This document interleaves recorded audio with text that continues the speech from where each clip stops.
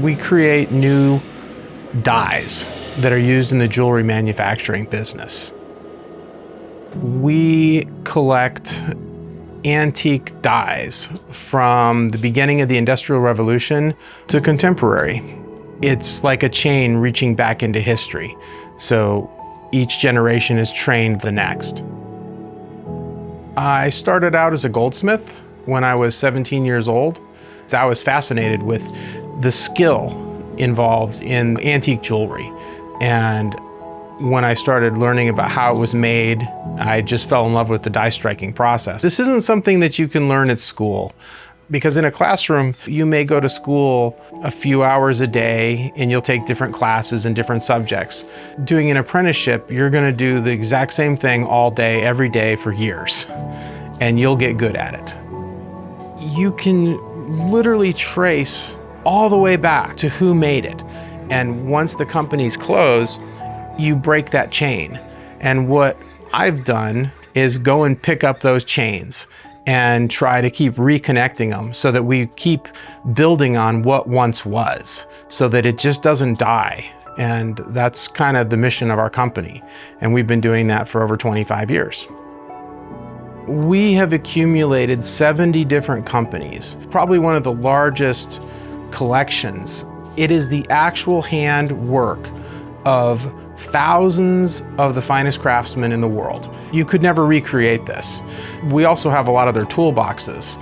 My son, being that he's young, a lot of the old hand engravers and people who worked in these factories, they want to give their tools to somebody who will use them. And so he saves their toolbox, and just like they had it. He's always come to work with me, and he would bring his friends too.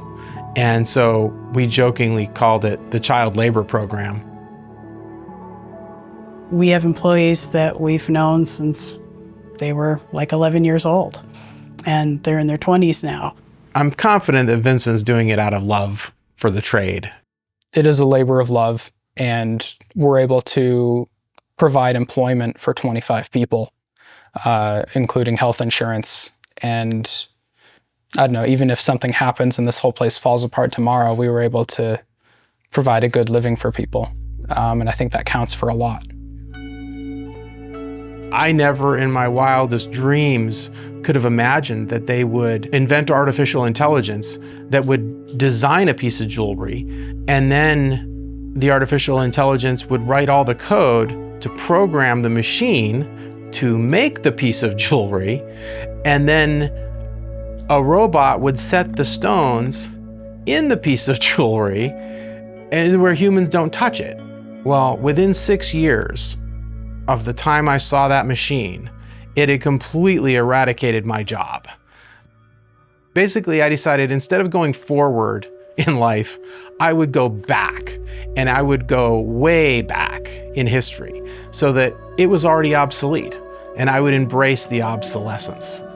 You're never going to stop the technology, but what I would like to do is at least preserve what we have, and they can see a difference between something that was generated by computer versus something that was generated by human hands. And the difference is absolutely striking. So this hub is hand carved direct into the steel and is then heat treated. From there, this hub is driven into the die with a big hammer. It is struck to create the reverse side. I have a little piece of silver here.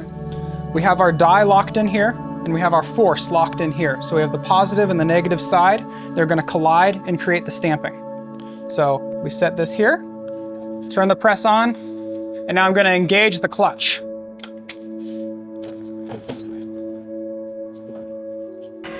That's our first stamping.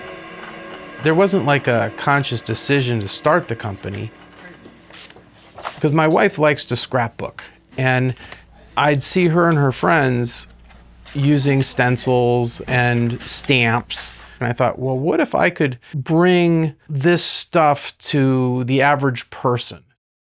I had a $10,000 limit on my credit card. In my wildest fantasy, we would at least pay back the credit card. Boy, they start selling really well. I mean, there's starting to be crowds of people. And needless to say, I was able to pay back the credit card. And that is how we started the company. Yeah, I have unending faith in Kevin, and I don't know why. He's just a believable person, and he always says, "I'm just crazy enough to believe my own ideas," you know, and I go with it because I don't know any better. The people who were buying these tools were not at all who I thought would buy the tools. I thought I would be able to reintroduce my tools to jewelers and professional goldsmiths. I thought that they would see the light and really go, we don't need the computer, we need to do it the old way. But what it was hobbyists. It occurred to me that there's a whole lot more hobbyists out in the world than there are professional jewelers. A lot of my customers sell their designs on Etsy, and they sell them on eBay, and they sell them at craft shows. I think it's fantastic for people to have an outlet for their crafts.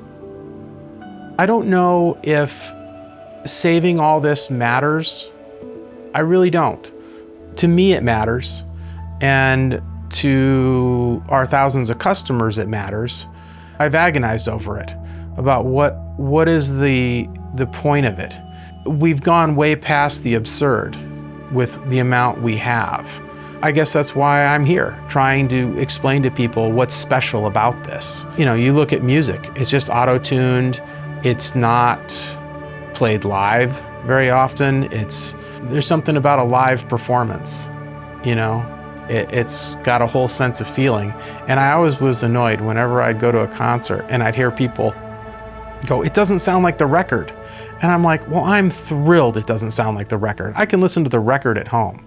I want to hear the person, the voice. And this is the voice.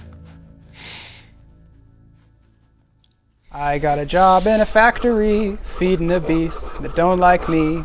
It don't give a damn about how I feel, as long as I feed it a ration of steel. Pity the man that knows the grief that comes within the bite of that monster's teeth. If it comes down with a big loud shout, the boss will buy new fingers as he throws you out. Hi, I'm Tom McNamara, host of Arizona Illustrated. Thanks so much for watching this story from our show. And for more local stories from Arizona Illustrated, just click right here.